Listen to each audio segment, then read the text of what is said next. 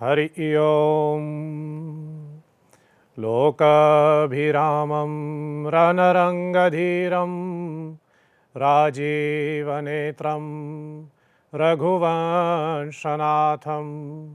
कारुण्यरूपं करुणाकरं त्वं श्रीरामचन्द्रं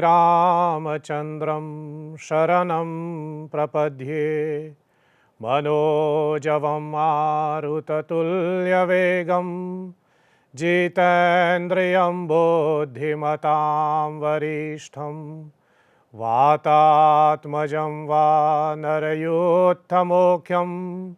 श्रीरामदूतं शरणं प्रपद्ये। श्री श्री सीतारामचंद्राय नमः। श्री गुरुभ्यो नमः। हिंदू महासभा की ओर से आज के इस अमृतवाणी कार्यक्रम में हम आप सबों का अभिवादन करते हैं, आप सबों का स्वागत करता हूं। दर्शकगण, आज कार्तिक मास के शुक्ल अष्टमी है और कार्तिक मास के इस शुक्ल अष्टमी के दिन हम लोग गोपाष्टमी मना रहे हैं, जहां पर गौ माता को सम्मानित करते हुए गौ माता की हम लोग विशेष पूजा अर्चना आदि हम लोग कर रहे हैं। गौ माता हमारे सनातन वैदिक परंपरा का एक अहम हिस्सा है और गौ माता हमारी संस्कृति की प्राण समझे जाते हैं। हमारी सनातन वैदिक परंपरा में गौ का महत्व बहुत ही ज़्यादा वर्णन किया गया है। रामचरितमानस के आधार पे गोस्वामी तुलसीदास जी कहते हैं कि भगवान श्री राम का प्रकट होना, या फिर यूँ कहें भगवान श्री हरि विष्णु को राम के रूप में प्रकट होने के पीछे एक कारण होता है कि गौ की रक्षा करने के लिए। गोस्वामी जी कहते हैं, विप्रधेनु सुर संत हित लीन मनुज अवतार। विप्र, धेनु, सुर, संत हित के लिए भगवान ने ऐसा रूप धारण किया। और आप जानते ही हैं कि राम अवतार के पश्चात जिस अवतार को हम लोग मनाते हैं, कृष्ण अवतार, उसमें तो भगवान स्वयं गोपाल भी कहलाते हैं और वह ग्वाला भी कहलाते हैं।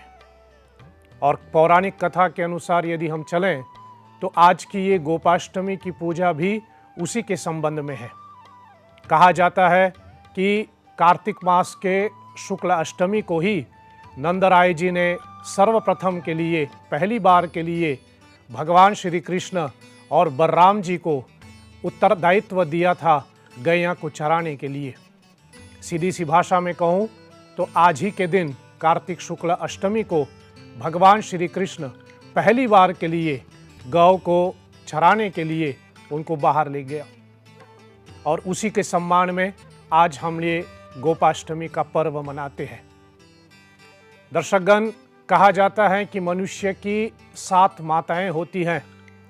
हमारी जननी जगदम्बा, हमारी शास्त्र, हमारे राष्ट्र, ये सब हमारी माँ गिने जाते हैं।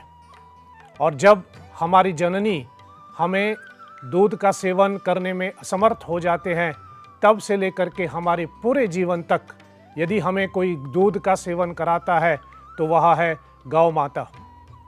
इसलिए गौ की महत्व बहुत ही ज़्यादा हमारे सनातन वैदिक परंपरा मानते हैं। रावण की अत्याचार से मुक्त होने के लिए स्वयं धरती गौ का रूप धारण करके वैकुंठ पहुंच जाते हैं और भगवान से निवेदन करते हैं कि वह इस पृथ्वी को रावण की अत्याचार से मुक्त कर लें। कहा जाता है कि गौ के अंदर 33 करोड़ देवी देवताओं का वास होते हैं। हम लोग कलयुगी जीव हैं। हम जब पूजा पाठ आदि करते हैं, हमारी बुद्धि, हमारा मन इतना चंचल हो जाते हैं कि बहुत बार हमारे मन वो पूजा से निकल करके कहीं यहाँ वहाँ घूमने भी जाते हैं। इसलिए कहा जाता है कि 5 की ऐसी पूजा होती हैं जहाँ हम अपने मन को एकाग्रित अच्छी तरह से कर सकते हैं, क्योंकि जिसकी हम पूजा कर रहे हैं वह हमारे सामने ही होता है। गुरु की पूजा करते समय गुरु हमारे सामने बैठ जाते हैं। तुलसी की पूजा करते समय तुलसी के पौधा हमारे सामने होते हैं, उनको हम देख रहे हैं। और उसी में से है एक गौ की पूजा। जब हम गैया की पूजा करते हैं, गौ माता की पूजा करती हैं, तो गौ माता हमारे सामने होती है, इसलिए हमारा मन ज़्यादा उसमें एकाग्रित हो सकता है। गौ परमात्मा का प्रतीक माना जाता है, वह परमात्मा का स्वरूप और परमात्मा को बहुत प्रिय होता है। इसलिए अपने निजता में गौ के निमित्त मैं हमेशा 5 प की चर्चा करता हूँ। गौ माता के साथ 5 प की हमें आवश्यकता होती है। सर्वप्रथम मैं कहूँ कि गौ की पूजा होनी चाहिए। हमारे यहाँ गौग्रास की विधान दिया गया है, हमारे यहाँ बलि वैश्वदेव की विधान दिया गया है कि भोजन करने से पहले जिन 5 को हमें खिलाना होता है उसमें से है एक गौ माता। और इसी के नाते हमसे कहा गया है कि हम गौ की पूजा करें। यद्यपि शायद रोज़ तो हम नहीं कर पाएंगे गौ की पूजा, लेकिन कम से कम जो आज गोपाष्टमी के दिन दिया गया है, या कोई भी ऐसे विशेष पर्व हो, या कोई आपके जीवन की कोई ऐसी विशेष तिथि आ जाते हैं, उस दिन हमेशा गौ की पूजा होनी चाहिए। हमारे यहाँ हमारे सनातन वैदिक परंपरा में आप जानते हैं, कोई भी विशेष अवसर होता है, जैसे रामचरितमानस में ही कहूँ, राम के जन्म के समय, भगवान राम के विवाह के समय, गोस्वामी जी वर्णन करते हैं कि इन सभी विशेष तिथियों पर महाराज दशरथ जी ने गौदान किया हुआ है। इसलिए हमारे यहाँ गौदान का विधान दिया गया है कि हमारे जीवन की किसी भी विशेष तिथि आ जाते हैं, कोई भी महत्वपूर्ण हमारे जीवन में कोई घटना घटते हैं, उसको सम्मानित करने के लिए उसके निमित्त हम लोग गौदान करते हैं। इसलिए गौ की पूजा अति आवश्यक होती है। और दूसरा प जो मैं कहूँ वह है कि गौ से प्रेम होनी चाहिए। हमें गौ माता से प्रेम करनी चाहिए, और जिससे हम प्रेम करते हैं उनको हम कष्ट नहीं देते, उनको हम किसी प्रकार का दुख नहीं देते, हम उनकी रक्षा भी करते हैं, और हम यह भी ध्यान देते हैं कि उनको सभी तरह की सुविधा होती है। गौ से प्रेम करना माने गोविंद से प्रेम करना, माने कृष्ण से प्रेम करना है। इसलिए गौ की हमें पूजा के साथ साथ उनकी हमें प्रेम करनी चाहिए, हमें गौ माता से प्यार होनी चाहिए। और तीसरा प मैं कहूँ, यदि आपसे गौ की पूजा विधिवत नहीं हो पाते, आप विधिपूर्वक पूरे विधान नहीं आता, तो बस इतना ही आप कर सकते हैं कि तीसरा प मैं कहूँ कि गौ माता की परिक्रमा करें। गौ माता की परिक्रमा करने से हम एक ही गौ के अंदर समस्त ब्रह्मांड की परिक्रमा कर रहे हैं। इसलिए गौ माता की परिक्रमा अति आवश्यक होता है। कुछ ना कर पाएँ तो कम से कम गौ माता की परिक्रमा करें। और फिर उसके बाद चौथा प मैं कहूँ कि गौ का पोषण होनी चाहिए, गौ का पालन होनी चाहिए।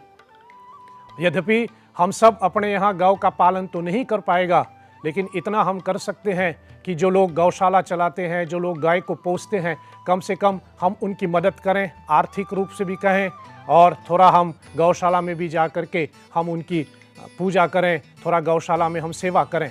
इसलिए गौ का पालन करना है। और पांचवा प मैं कहूँ कि गौ का प्रचार करें। गौ के महत्व के बारे में सबको बताना, सबको आकर्षित करना, सबको व्यक्तिगत उसके बारे में बताना, यह हमारा कर्तव्य बनता है। तो गौ जो परमात्मा का स्वरूप है, उनके साथ यह 5 प हमें अवश्य जोड़ना चाहिए। और आज गोपाष्टमी के दिन यदि आपसे गौ पूजा नहीं हो पाया तो कोई बात नहीं, फिर भी आप भगवान श्री कृष्ण के ऐसे स्वरूप की पूजा करें जहाँ भगवान श्री कृष्ण गाय के साथ दिखता है, और ऐसे पूजा करके जिसमें हम भगवान कृष्ण को गोपाल के रूप में मान करके हम इनकी पूजा करते हैं। सो आज यह गोपाष्टमी, देखिए यह तिथि अष्टमी के दिन भी आते हैं, और अष्टमी लक्ष्मी के साथ जोड़ा गया है। इसलिए गौ की पूजा लक्ष्मी की पूजा के बराबर माने जाते हैं, और गौ से जो भी हमें पदार्थ प्राप्त होता है वह हमारे जीवन को अत्यंत ही सुखमय एवं सुविधापूर्ण कर देते हैं। सो आज यह गोपाष्टमी के दिन गौ माता से हम प्रार्थना करें कि वो ऐसे ही हम सब के ऊपर अपनी कृपा बरसाते रहें, और हम सभी स्वस्थ जीवन व्यतीत करें, गौ की दूध एवं अनेक पदार्थों का सेवन करते हुए। हिंदू महासभा की ओर से आप सबों को ये गोपाष्टमी पर्व की बधाई। गौ माता की कृपा सभी के ऊपर बना रहे, इस कामना के साथ आज के कार्यक्रम को मैं विराम देते हुए हम कहें, नमो ब्रह्मदेवाय गो ब्राह्मण हिताय च जगद्धिताय कृष्णाय गोविंदाय नमो नमः। ओम सत्यम शिवम सुंदरम। ओम शांति शांति शांति। ओम श्री श्री सीतारामचंद्रार्पणमस्तु। साधुवाद। जय श्री हरि।